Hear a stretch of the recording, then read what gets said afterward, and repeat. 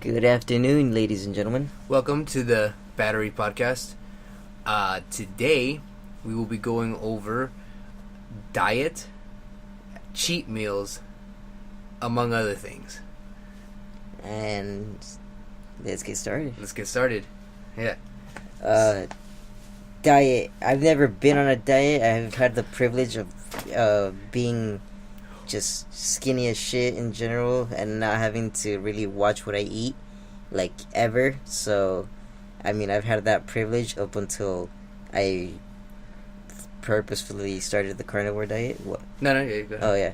So when I did the 30-day challenge of the carnivore, that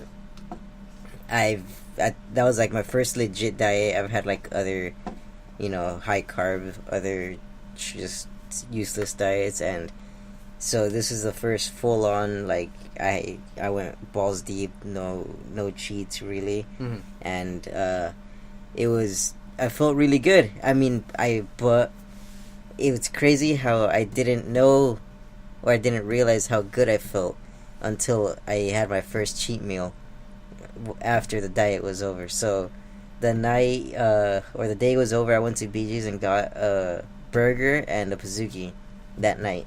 And the next morning, holy shit, I just felt like crap, man. Yeah, you felt drained. You felt unrested, right? You felt like you didn't rest. Yeah, exactly. And you felt like you didn't rest, even though you slept. Well, probably I slept more. Like, yeah, I bet you slept like I slept like 8 hours, 9 hours. Like that's really good for me. I usually get like 6. Like 6 is solid for me. Like I don't complain about 6. Yeah. But I got a lot, like, cause I mean I just went into food coma right after. As soon as I finished it, I tried to watch like a YouTube video or something, and fuck that, I just went straight to bed. Yeah. But I felt disgusting waking up, and driving to school that next morning was horrendous. It was weird, cause I was like, that's when I was like, holy shit, dude, my back's fucking killing me.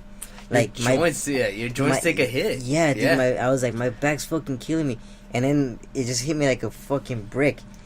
I realized that the whole time I was on the carnivore diet, I was not having as much back pain as I was at that moment. And then I realized before the carnivore diet, like, it was getting bad. Like, I was just constantly, I'm guessing, like, my joints were inflamed or whatever. Yeah. But my whole, like, my body hurt. And, I mean, I'm just used to it. I thought it was normal. I just pushed through it as usual. But when I had my first cheat meal of that month, I was like, oh my god, I'm an idiot. Diet has such a big thing to do with how you feel. Yes. And, like, I don't know why I didn't realize that before. And why do you think, like, unlike you, like, not, because you didn't necessarily have to, but like with me, I have to stay on top of my my eating habits. Otherwise, I'll take a gigantic hit real quick. It's a blessing and a curse in terms of like body type, because I'm about 5'8", and 160 is like a good walking around weight for me. If I go, I definitely make sure I don't ever go past 170. 170 is like on the fluffy side. Yeah, that's like on the big time fluffy side. 160, I'm pretty lean. I'm like at probably 12-13% body fat. And the thing is, like, I don't know if you remember, like, I bought a lot of books. I read a ton of books. I mixed and matched. I tried different shit. I had to, because I didn't, like, I had to mix and match and kind of tinker with like what works for me particularly. And so, like, I knew for a long time how diet makes me feel, because when I start a eating program and I get off of it and I go ham and start eating like shit, whatever you want, I feel it hard. And like, yeah, I've never had that feeling. So I was just that's why I was like, what the fuck, when you were telling me this, I was like, wait, you've never, like, this is that shit, you shouldn't surprise you. That's how shitty I've been eating my whole fucking life. Like, I can literally get away with eating anything and I'll still be I'll gain like a pound or two from that meal and then lose it within a couple hours. But as well, like, I think I'm retaining most of those last 3 cheat meals that I've had. it's I'm stored in retaining. your Yeah, liver. dude, Yeah, your retaining. liver's working overtime I right was- now to try to process that whole month. filter that. The whole month that I was on the carnivore, I was walking around like at 104. Like, when I wake up, I was probably like 102, 103, and once I had my meals, I was like 105, 106.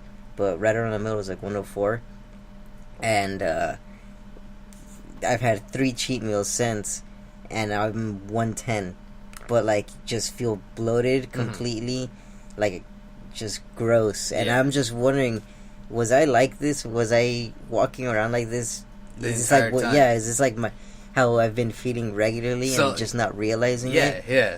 So Shit, man. yeah, that's it. I guess it definitely serves as a wake up call almost. Yeah, It's like, even though you can get away with it, it's not necessarily like physically you probably won't change much, you particularly, like but you know, internally it's going to war with itself. fuck yeah. You know, your organs are going to war with itself essentially.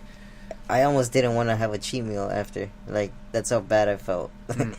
Well, Like, food isn't gonna. It's like almost a hangover.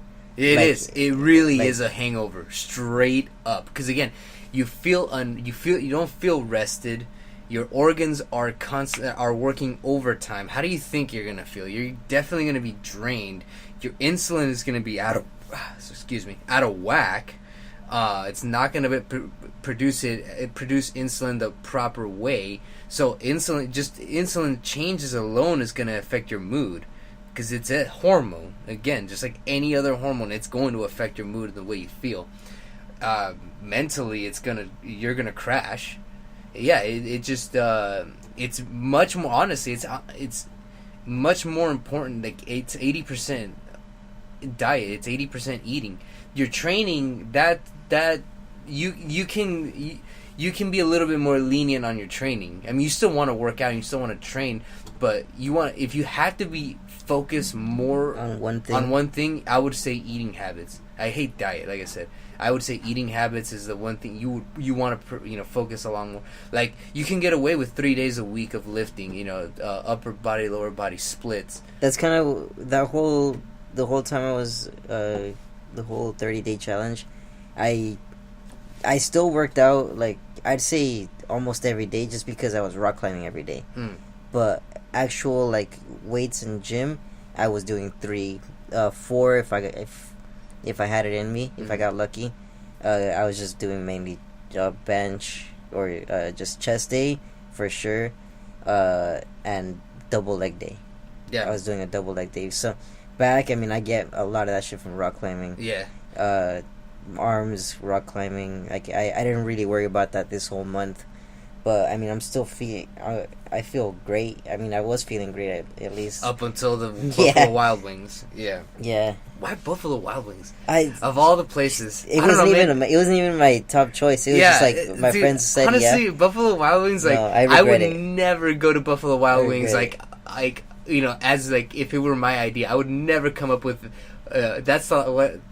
It's not a bad place, but it's not like a place I go crazy No, for. fuck. It Like, used to be like No, Thursdays and Tuesdays and Thursdays for the specials, but even then, not anymore. Not even me for like never, like, even like when we went out with everybody, like everybody agreed to go to Buffalo Wild Wings. I was like, fine, It's all like, right. That was, yeah, it's all right. But whenever anybody agreed to go to BJ's, I'm like, fuck yeah. yeah, BJ's is a place I actively make sure I want to go. Yeah, which I think is going to be my first cheat meal.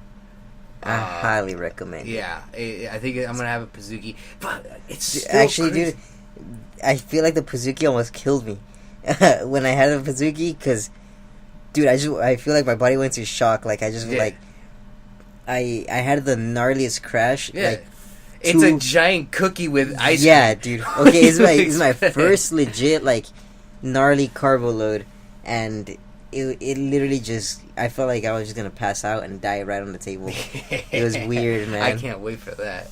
I mean, Well, it was actually, definitely you know what? good, but It's so weird because, again, I think I addressed this last week. Like, I am shocked. This is again because I've done the carnivore diet, a variation of it for the last couple of years. This one, the reason this is different is because this is a consistent one. 0 cheat meals, no sugars, no nothing. This is the longest I've gone without sugar in my entire life, in my entire existence. Like, this is the longest I've gone, and it's almost going to be a month now, and it's just crazy because one of the things that I noticed, a couple of things I've noticed. One, I need less sleep. I can usually I'm like an average person. I would normally try to sleep 8 hours, and even then sometimes I'd feel a little groggy and stuff like that. But now I can get away with 6 hours, 6 solid hours of sleep, and I'm up and ready to go. Like, I don't need anything any more than that. So that's one thing. My sleep cycle is like, on point. But the other thing, again, and I addressed this last week, I think, I don't crave sugar, which is crazy. Like, I don't crave it. I don't go crazy when people bring donuts in the office or any of that. Like, or when people bring pizza or any of that stuff. Like, I got offered donuts a couple of days ago, and I was like, I'm chilling, man. Like, I didn't need it. And it's so weird. Like, and I realized, like, it takes I think, like, after the third day, you're pretty much set. Like, you don't really need the craving anymore. I mean, again, I'm gonna have a cheat meal in the at the end of the month, and I'm gonna ease in to it. I'm not gonna go crazy, like, super. I would ease into it. Yeah, I'm gonna ease into it because, like, especially after what you told me, I know myself. I'm very, like, my body's very sensitive. Like, I am very aware how I feel whenever I take in anything. I was a dumpster, so I never knew how I felt eating eating the kind of shit that I was eating. I was just honestly realizing it. I'm probably not gonna do the standard. I think I was doing a standard American diet. Yeah. But I mean, we were cooking at home. We were eating a lot of shit at home too. But, like, I was eating out whenever I could, just because of going out with friends and shit. Yeah. But I'm not doing that. No, yeah, and yeah, that's the other thing is you save money. Like, I haven't spent money in the last 2 days. 2 days, I haven't, like, literally, like, yet. I saved money by not going out with friends, but I spent a lot of money on the food. Yeah, exactly. But I mean, I'm cool with that. Yeah. But I mean, even then, like, you spend a giant like a big amount, but then you don't end up using any more money out after you buy that food, because then you bought it, and then you just you're obligated to use all of it. Yes, so. and that's exactly what I've been doing, and so that's another thing I've noticed. The other thing is I've been eating all organic, straight up. Yeah, like, same. I've been eating. Oh, did you see the eggs that I brought? Yeah. Like, full stack. $30, dude. That's solid. Yeah, $30. We got like 150 eggs for $30, something like that. Organic, cage-free eggs, I also drink my eggs now, so, like, I haven't cooked eggs in a while ever, and I don't plan to ever again. Honestly, I just drink 6 raw eggs every day now, straight up, and I'm not even joking. It's cake. Here's the thing, I do it out of convenience. It's good. Yeah, it was. That's why I started. It was definitely convenience, because I mean, I didn't want to sit there and fucking clean or cook all that. Yeah. Like, I'd rather just focus all my cooking on meat. And then the eggs, I just down that, and I down my eggs first before I eat my, like, regular meal.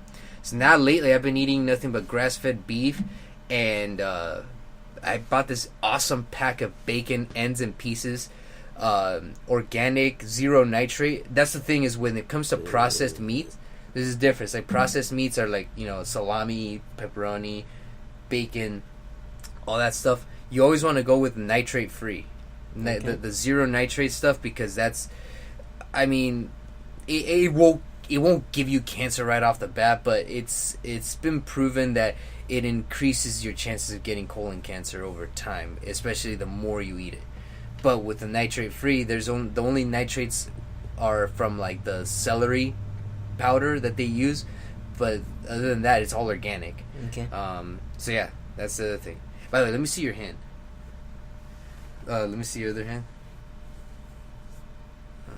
Okay. So, this is your ring finger, right? me see.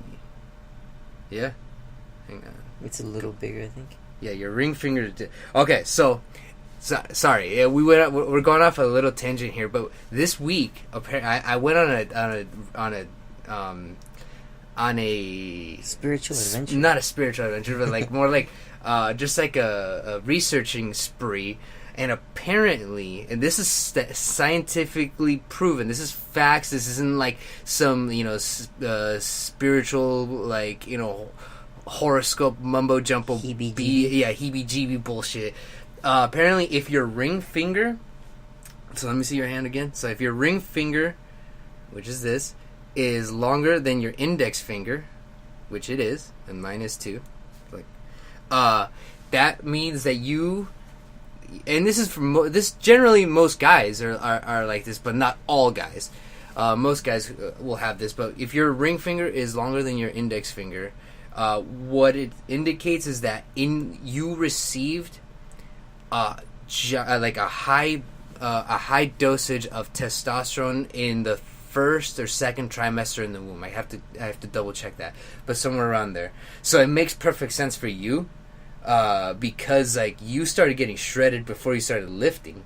I remember when I was always shredded, yeah. Or yeah, but like you, like around 13, you started actually like developing muscle. Yeah. When I was your age, I didn't start developing real muscle until I was like probably like 17, 18 at the so. But the other thing I think that confused me with you, I didn't know much because Sebastian's our younger brother. Him and I have the same background and relatively the same body type, right? Yeah. And so him and I both wrestled. And we both have similar body types, and chubby as a kid. Yeah, chubby as a kid, but then as we grew older, like we became more athletic. That's another thing is that's been scientifically proven too. Is like the other thing is because you received a high dosage of testosterone in the womb during a very particular period in a specific trimester, you're more prone to being more athletic. Okay. So that makes perfect sense for me too. I mean, I've always been a very athletic guy from an early age. When I started wrestling, Sebastian, our youngest brother, also is incredibly athletic as well.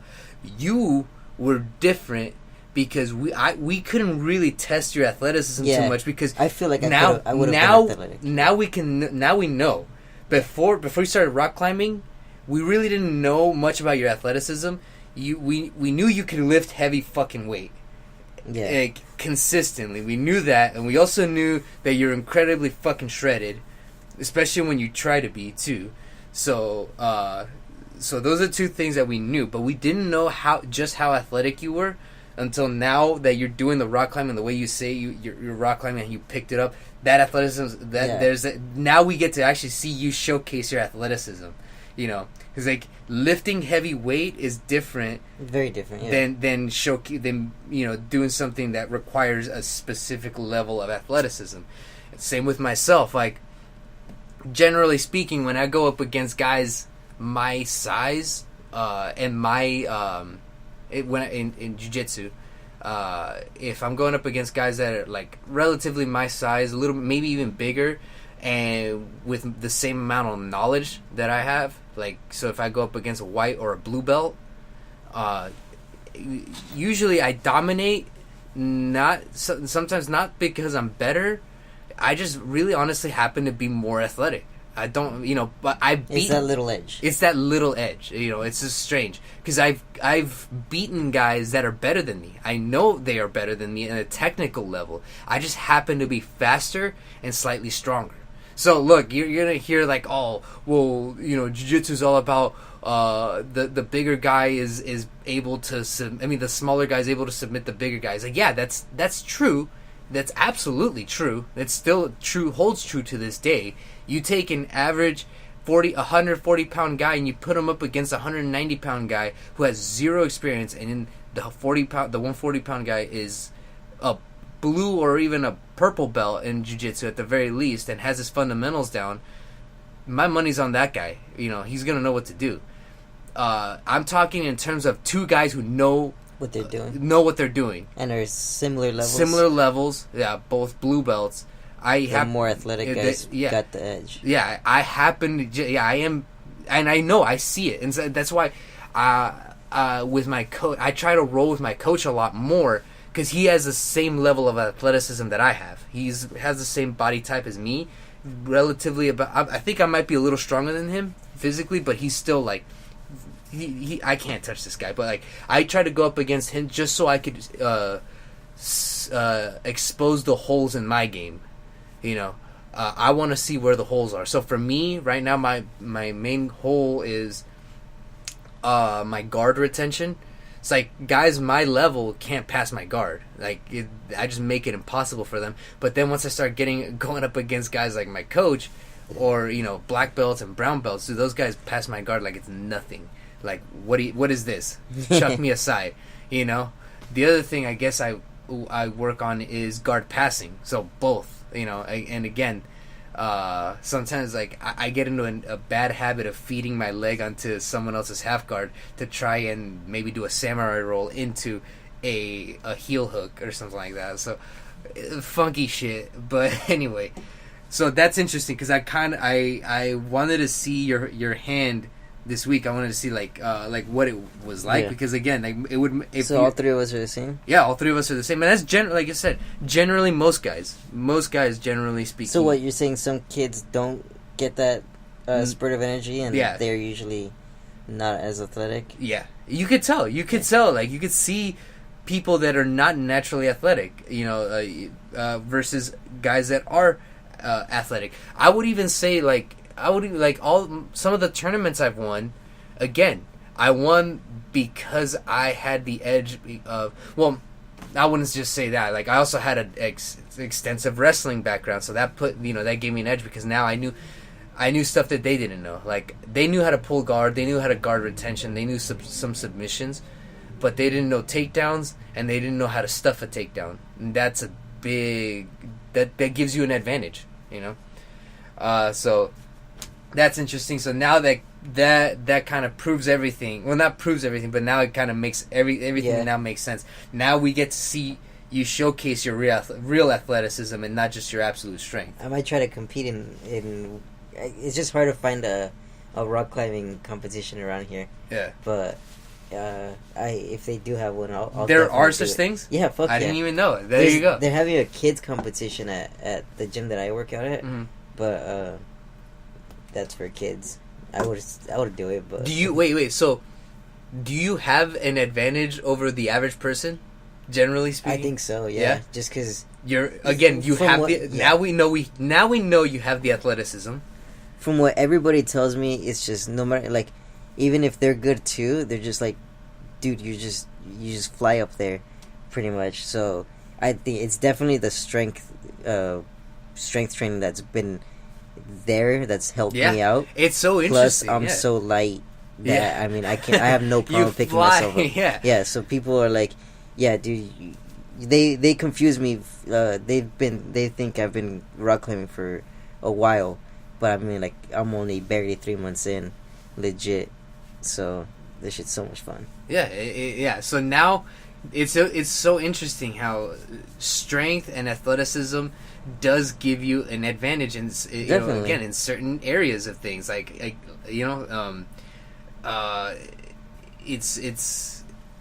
just interesting how I want to kind of look into more what makes someone beyond just like that testosterone surge that you get in the womb and in the developmental stage. Besides that, is that something you don't have control over, obviously, but some things that someone else may have some control over others. But yeah, that's very interesting. On to another topic. I've been listening to a lot of music lately. A lot of music I haven't listened to in a while. I recently rediscovered Van Halen. Nice. They freaking rule. I forgot how great Van Halen is, and now for the uninitiated, Van Halen is a hard rock band that hails from Pasadena, California. And it consists of 5 members if you want to count. Well, actually, it's confusing. There's the Roth era Van Halen, which was everything from the very beginning, the inception of Van Halen of 78, I believe, is the first album, up until 85. That's the Roth era Van Halen. That's the Van Halen that most people know. And then there's the Van Hagar era. It was just Sammy Hagar. And it's interesting because I've been diving head deep into their history and their music, and it's just so funny how they are such a radically different band when it has two separate singers. It's not like AC/DC. Yeah. You know, like AC/DC, when Bon Scott died and they brought in Brian Johnson, stylistically the music stayed pretty much the same. The vocals changed. But stylistically and even thematically, they stayed relatively the same. AC/DC was still singing about rock and roll, partying, drinking, and having fun, the rock and roll lifestyle, Hell's Bells, Highway to Hell kind of stuff. Like again, the style of the band didn't change; the vocals did only. Van Halen, on the other hand, was a different era, completely a different band completely when Sammy Hagar came into the picture. Because when David Lee Roth was the singer, you could tell a Van Halen song. You could just hear it. Like, you know that David Lee Roth is the lead singer. You know his voice. You've seen the show. You see the shows. You know the stage antics. Because David Lee Roth, who happens to also be a very athletic guy himself. Yeah. You and I, we saw Van Halen live a couple of years ago. He's like 100, still doing fucking split kicks. Yeah, he did split kicks and karate freaking kicks in the air, like in midair too. It's crazy. Not a young dude. He's in his early 60s. I think 63, maybe like 62. Sammy Hagar's 10 years older than shit. Yeah. So here's what I say. So the Roth era Van Halen was more like, it had a very street, almost punk vibe to their style of music. It basically, to me, the way I describe Van Halen with like early Van Halen, it was basically a punk rock band with virtuose solos and virtuoso like musical composition. That's like the early stuff of Van Halen, because it's just a straight laced rock band, like hard rock, almost punk band. And then when David Lee Roth left and Sammy Hagar came in, they changed completely into more of a ballad band, more of like a accessible band. Like it became the band that your dad and your mom listened to as well as you. Okay. It was weird. Not that, again, it's not. There's nothing wrong with it. If anything, look, and you had to ask me personally, I prefer the Roth era Van Halen just because those are classics. More, and not only that, but like you hear Van Halen, when someone mentions Van Halen, most people are gonna refer to the Roth era songs. They're gonna refer to Jump, Panama, Mean Streets, like all those songs. Rarely do people reference Pound Cake or like Why Can't This Be Love. Like that's the other thing, is like where the Roth era Van Halen, they were singing about life in the streets, partying, being a scoundrel, all this fun rock and roll stuff. When Sammy Hagar came into the picture, they started singing songs more about relationships and love and still partying. They still sang songs about partying, but it became more grandiose. A lot more grandiose, because the other thing is Sammy Hagar is also a musician. He was also a well-established musician. Like, here's the funny thing, is Sammy Hagar was already a successful solo artist before he came into Van Halen. So that was that was interesting.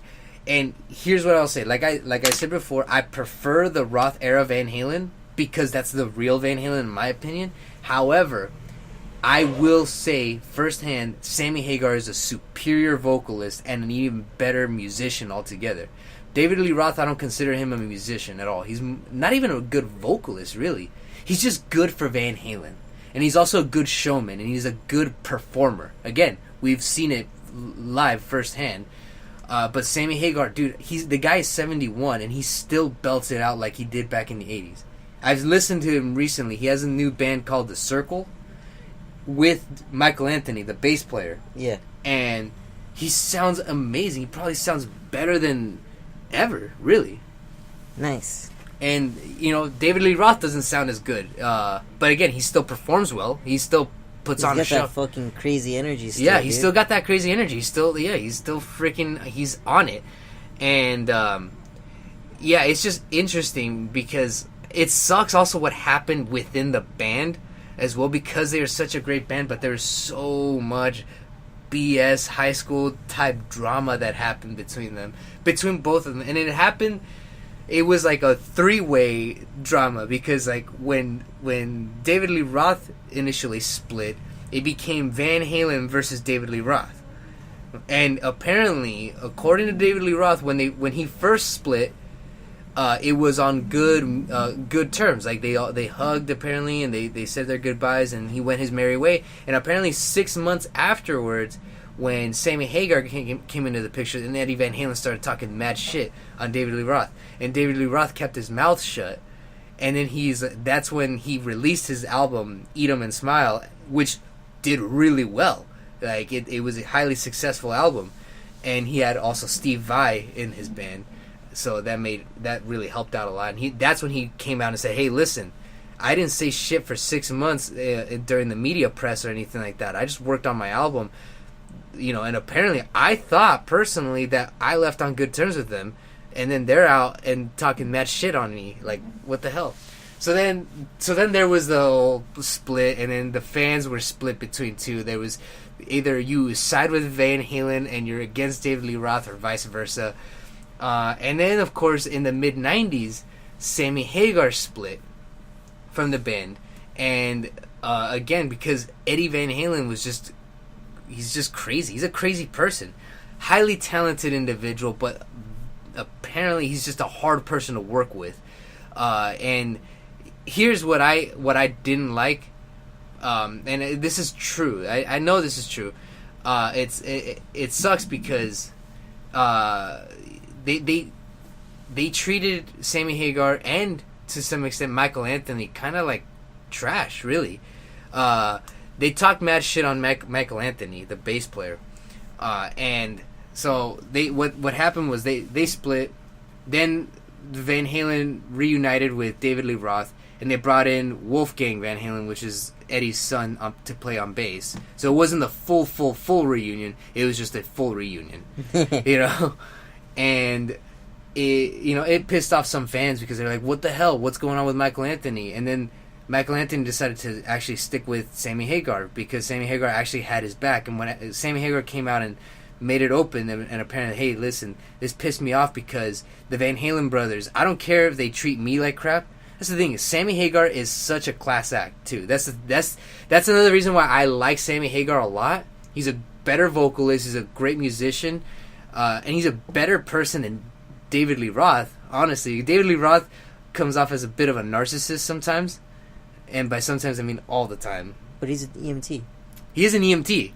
He really is an EMT. And that's true. He is an EMT. But he is a bit of a narcissist, I will admit.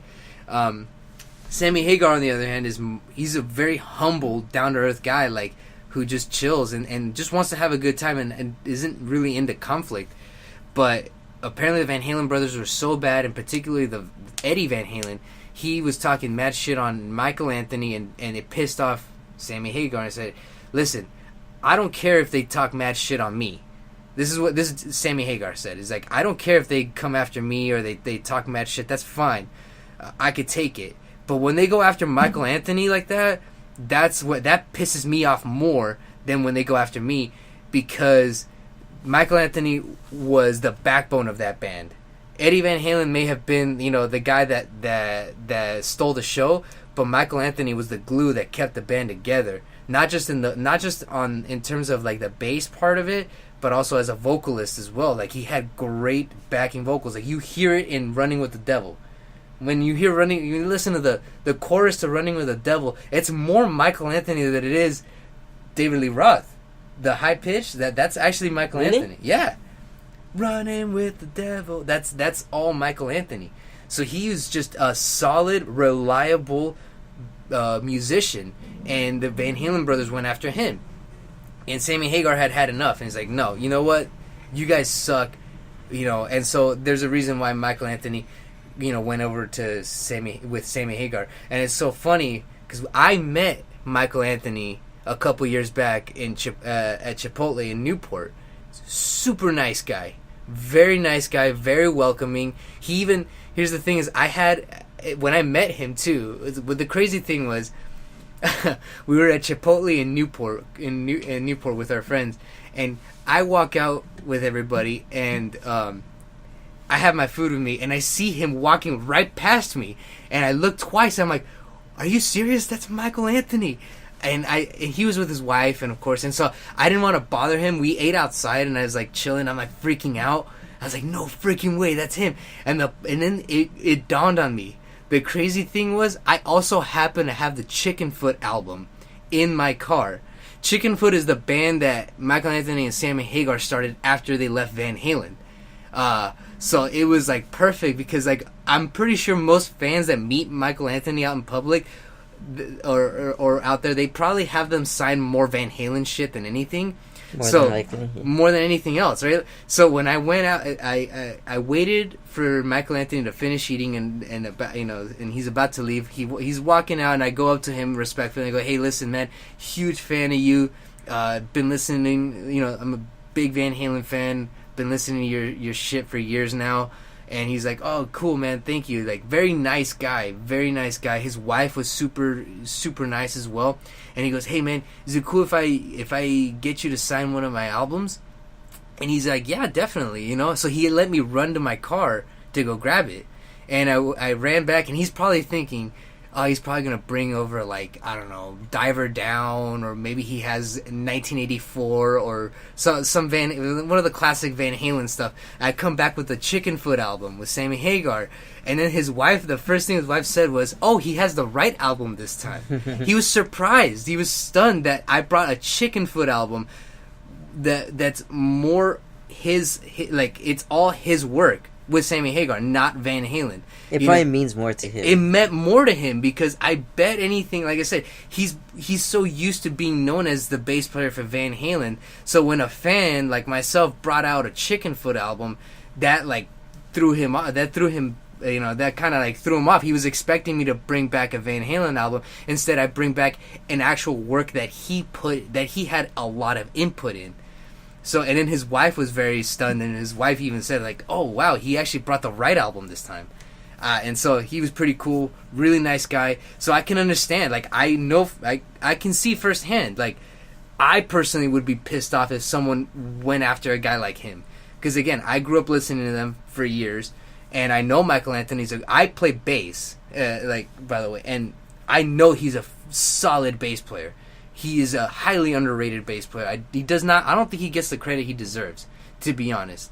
Very underrated bass player, but now he gets to showcase him more in Chickenfoot and in the Circle with Sammy Hagar. But so I just don't understand why the Van Halen brothers would go after him. He's nothing but a really nice, again, level-headed guy, super nice to me.